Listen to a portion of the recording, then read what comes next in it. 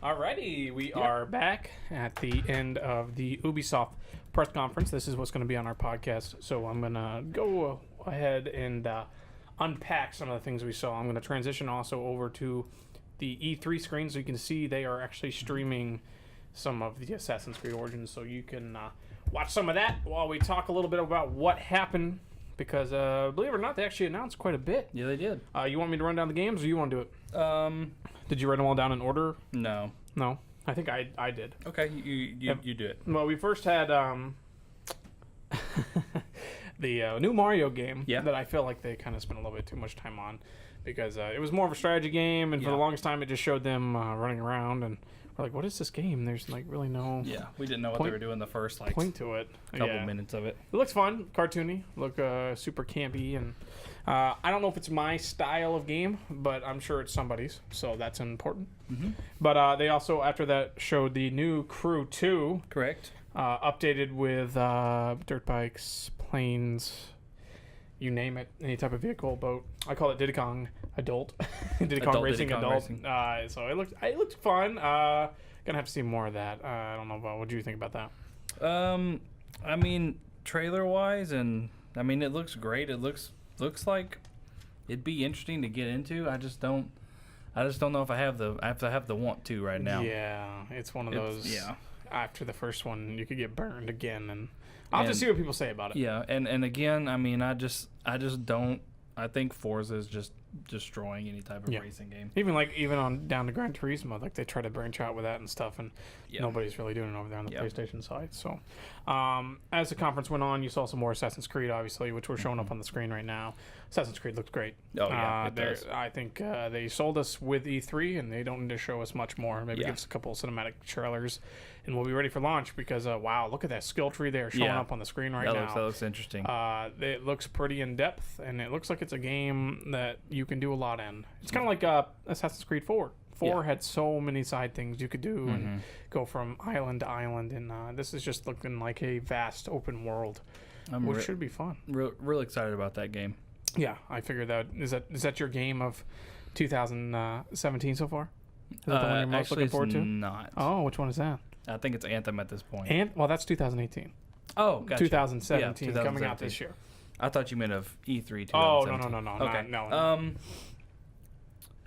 I don't know. It's between that or Battlefront right now. Yeah, Battlefront's pretty exciting. So, the conference kept going, and they brought out this really crazy-looking VR game that I want to check out. It's called Transference. It looks like it's going to mess with your brain a little bit and give you a couple jump scares. And that's the best part about VR, in my opinion, is getting the crap scared out of you. I Just know. like looking around, and all of a sudden... I know. Amrit was a little confused about it, too. He's like, what is going on with this? Me and Amrit were in the same boat. We're just kind of like, what's going on here? Yeah, I don't know what that is, but it looks fun. They're going to have to show us some more. I just love VR stuff. I just hope a lot of these developers just start branching out in that. Fun stuff. Yeah, definitely. Also had the Fractured But Whole new South Park game, along with a South Park mobile game, which looked interesting. Kind of like a Galaxy of Heroes meets South Park meets Hearthstone. So looking forward to see more of that. And obviously the game looks like it's going to be more of the same. RPG, action, superhero, you name it. You also had Skull and Bones, which was an ode to one of your favorite Assassin's Creed games. Yeah, what do you think of that one? It literally looked like I was saying during our live stream of it. Literally just looks like they didn't change much. No. They just reskinned it, and made a new game out of it. Yeah. I mean, from like the side view, you had the same little kind of a white area where you're shooting towards, and they had some of the barrages, coming over like that. I mean, that was one of the good parts about Assassin's Creed 4. Another good part of it was you could just stop the boat and jump out. So I don't know how I feel about this game yet. I'm gonna say no. You don't know? You guys see more? Right yeah, I'm not interested. I didn't really like Assassin's Creed 4. I don't know if I need to see more. Look at the boat in Assassin's Creed Origins. No, I'll be okay with this. That looks cool. Looks like a way to get around. It doesn't look like you're focusing on cannons. You're just kind of like getting at it. So, I'm okay. Do you think with Moses is going to make a special appearance in this game? do it Moses? I think there's going to be a Moses story pack. We will see. Don't know. We will see. That is that time. I mean, they do dabble in the multiple. Are we going to be religions. doing some diving? That'd Like be the other cool. one? 'Cause Yeah, it looks looks like like there's some treasure. Man, that world is huge. I like that because you can go and see and find. Like down there, it's got the question mark. You see it? Yeah. So you don't even have to bring up that map and try to go back and forth between it. Yep, and you're controlling the eagle. It has been confirmed it is an eagle. Yep. So yeah, looks good. We're gonna go ahead and hammer that one. Gonna hammer that one down. It's an eagle. Yeah. So Skull and Bones comes out fall 2018. Yep. Not really looking forward to it, but I'm sure there's some people out there that are. Mm-hmm. They're really liking these old timey games, man. You had Yeah. For Honor, and now you got a pirate game, and I'm throwing my pen. Alright. After that, they showed a cool game called Starlink. Yeah. Which look like Disney Infinity meets starships. You can assemble your craft and go out there and like fly around. Fly around, shoot stuff. Looked interesting. Yeah, looked I interesting. might give it a nod and see what it looks like in the future. I might Okay. try it out because I'm a fan of those style of games if they're done right, and that one sounds very interesting. I like customizing. You're not interested in that one at all? I mean, it looks interesting. I think that the marketing and the peripherals that they'll Bless have you. with it, Thank you. they look awesome. Yeah. But I don't know if it's my thing. Yeah, absolutely. Yeah, and then they talked about Far Cry 5, Mm-hmm. which looks awesome. Yes, it does. The whole just setting and just the atmosphere, just everything in that game. With the whole everybody singing and chanting and whatnot. So that was cool. Also, before I finish this up and do our whole wrap up, if you have anything you want to say to us, we're gonna do that at the end of this. So please go to the comment section and we'll hand it over to Liz once that time comes. And then they finished the conference with a little Beyond Good and Evil. Yeah. 2. Which is a game that's been a long time coming. They say 15 years? God, 13, 15 years. something? And what's crazy is in between there, you've actually had another version of Beyond Good and Evil 2. It's kind of like Prey 2. You've had multiple iterations of that game. So it made a resurgence. Yeah. Looks a little bit more adult, which was kind of shocking to me. And then they're going the Mirror's Edge route where they're going back in time so that most people that did not get to play it get to participate because that's the only way they probably got funding, in my opinion.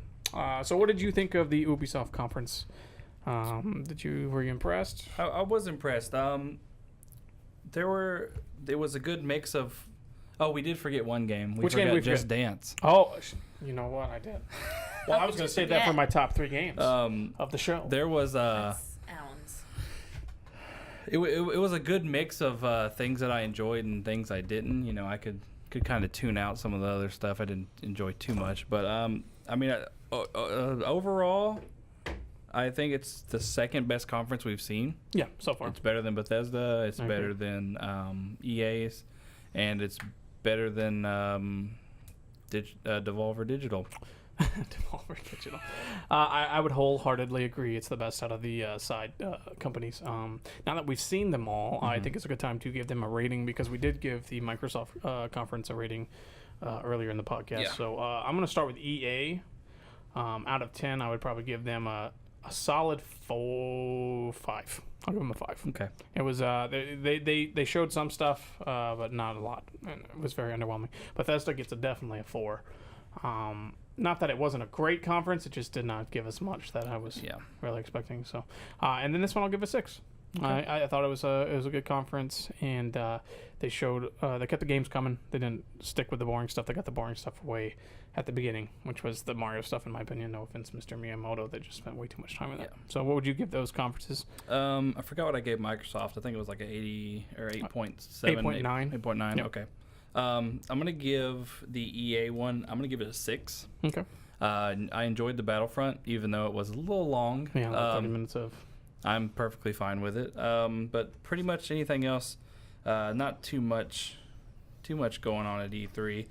They saved their Anthem gameplay until Yes, for Microsoft. which I think if they would have done it, it would have bumped them up just a little bit. Oh, definitely. But not many people would have seen it. I don't know why definitely. they did that. It's kind of like Titanfall. Yeah. So I'd give them a 6.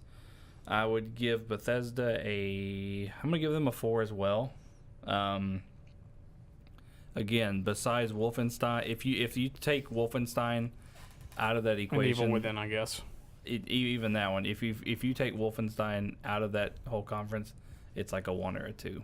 Yeah, because they had nothing. There was nothing there. Not that that's a bad thing. I mean, maybe if they don't have games ready, don't show it. I think that was their thing. They were saying everything here is 2017, and I feel like next year is going to be different. Next year, I think they're going to come out swinging. I think so. I would agree. And what would you give this conference? This one, I would give it we'll give it a 7.5. Oh, that's pretty high. Yeah. So you enjoyed it pretty? I did. With the exception of Just Dance? It kept my attention more than the others. The others did. Yeah. They cover all avenues of gameplay, which is very nice. But yeah, it's been a good E3. I wouldn't say I'm knocked off my feet or blown away in any way.